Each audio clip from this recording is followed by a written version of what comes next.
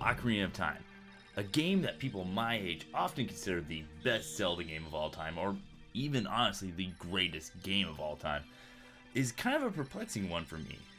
And that's mostly because when people start talking about like the worst dungeons in all of Zelda, one name always seems to come to the forefront: the Water Temple from Ocarina of Time.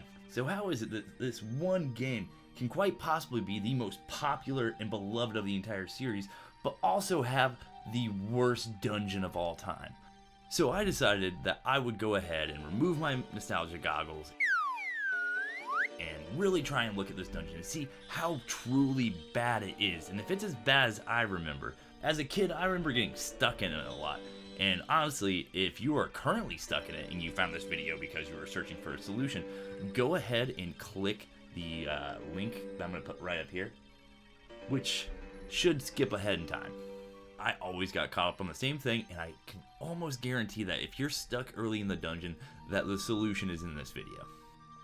Without further ado though, let's check out the Water Temple from Ocarina of Time.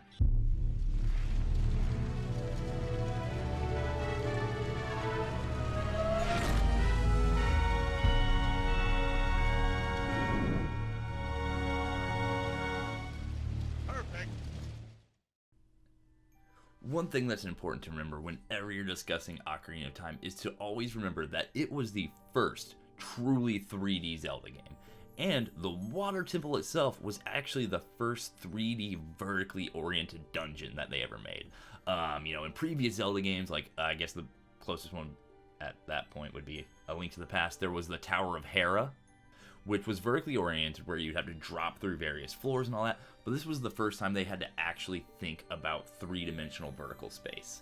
And you could argue that the Great Deku Tree had some verticality to it. You do have to go up and drop down, but this dungeon really made you think three-dimensionally. And it was one of the first ones that truly did that. And that's not an excuse to say that this dungeon deserves a free pass for being, the first of its kind. Very rarely is that actually a compliment. When someone talks about how something was groundbreaking, normally that means it wasn't very good. I really think that even its vertical design isn't the biggest problem with the Water Temple. I think the things people get hung up on are just a couple small parts that could have been expanded upon a little further or possibly hinted at a little more. For me personally, the thing that no matter when I'm playing through the Water Temple, no matter how fresh I am, unless I'm using a guide, I'm always going to, at least for a moment, miss one key early in the dungeon.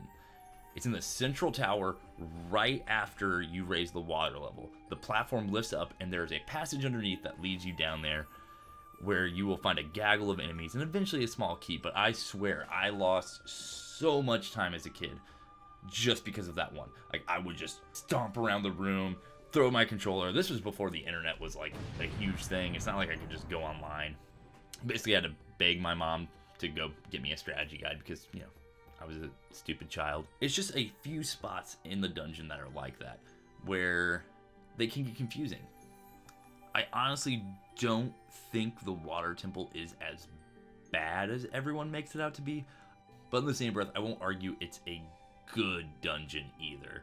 I'll say the biggest thing that falls flat for me is the fact that the boss battle is probably the least memorable one in the entirety of Ocarina of Time. In fact, the sub-boss of the Water Temple is probably 10 times more memorable than anything else that happens. It's the kind of thing where, like, when you talk about Ocarina of Time, I always remember the duel with Dark Link, but I actually never remember that it actually takes place in the Water Temple. So for this, obviously you're seeing some game footage at this point. I actually sat down and played through the Water Temple just rather quickly. I didn't want to play all the way up there, so I did use some cheats, so that's why you see I have a bunch of hearts and all that. But I just kind of wanted to explore it and play through it as best I could.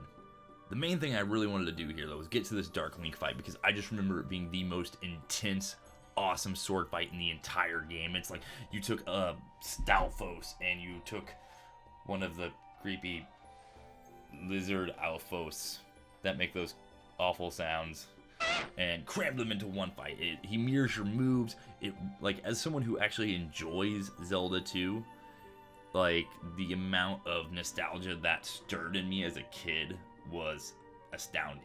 Like, this was so epic. He would mirror your every move. It was so difficult, but so rewarding. But when I was playing through this time, I actually did a little research and found out there's a really easy way to kill him. Basically, if you can just catch him off guard and hit him with the hammer, he will continuously appear in front of you, and you can just hit him like a whack-a-mole until he die. And that's what I did.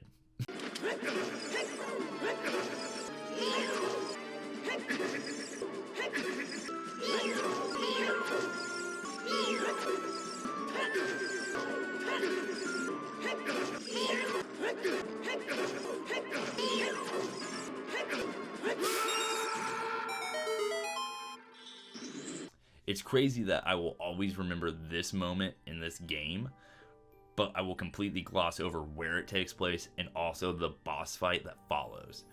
The boss of this dungeon, it's not that I think it's a bad design, it's just mechanically the fight is so boring and repetitive. There's nothing to do here except basically jump around, wait for him to appear, grab his little red beating heart, and hit it. That's it. Rinse, repeat. Like, the two previous fights leading up to this area are insanely memorable. You have Shadow Ganon in the Forest Temple who's jumping between pictures. And then you have... then you have Volva... And then you have... Alright, I'm gonna butcher this. And then you have Volvagia? Volvigia?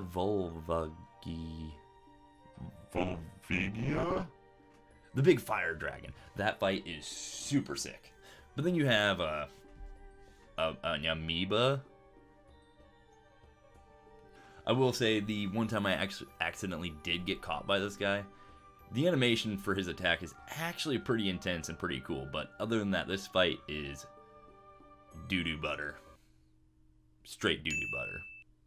So after playing through it again, I had to kind of sit down and ask myself, why does this temple have this reputation? You know, you can go out there, you go to any Zelda group on Reddit or Facebook, and there's memes. There's just memes everywhere.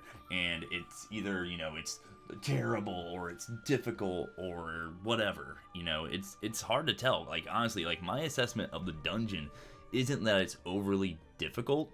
There are a few points where you'll get snagged up if you're not really paying attention. Just don't think it's a bad dungeon. I think it's 100% still riding on its reputation that we've all given it over the past 2 decades. Like, this isn't the worst dungeon I've ever played through. Maybe that'll be another topic for another video, because trust me, there is a worse Zelda dungeon, and it's not the Water Temple. At least in my humble opinion. Yet again, I had to ask myself, why does it have this reputation? And honestly, I just think it has to do with timing. It has been said before, and it will be said again, that everyone's favorite Zelda game is the one that hit them at just the right time. You know, right around age 9 or 10. And for an entire generation of people who are my age, and maybe even a little younger, that game was Ocarina of Time. This was the first Zelda game I remember that I would just sit down and devour.